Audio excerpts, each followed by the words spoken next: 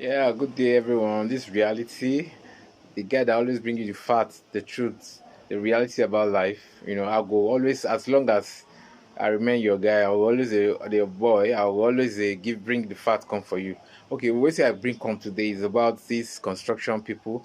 Okay, maybe probably you want to build a house or you want to build anything.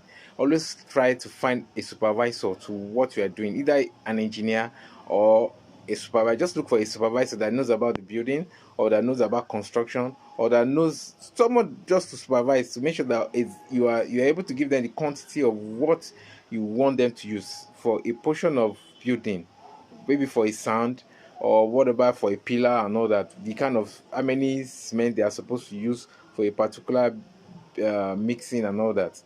And also for the pillars, also make sure that the iron, the metal, the iron they were supposed to use is being used, because most of the times you just discover that look, the amount of cement they were supposed to use is being reduced. Probably as if they are supposed to use two cement, they will use one cement.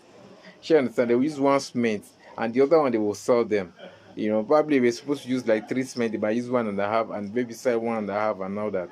Or probably another all that. They will just they will always look for a way, to find how they then would they get something to put back in their pocket. That's their attitude, that's their lifestyle, you understand? So now just look at this building. You will see that okay, when they push this pillar, you see that there's metal, there's iron, there's metal on top of the pillar, but it was not at the bottom. That kind of construction, just imagine if they should do the whole pillar like that, and probably what the pillar is supposed to be holding is a foundation that was supposed to stand on it. They do that kind of house. Just imagine what will be in future. It will collapse.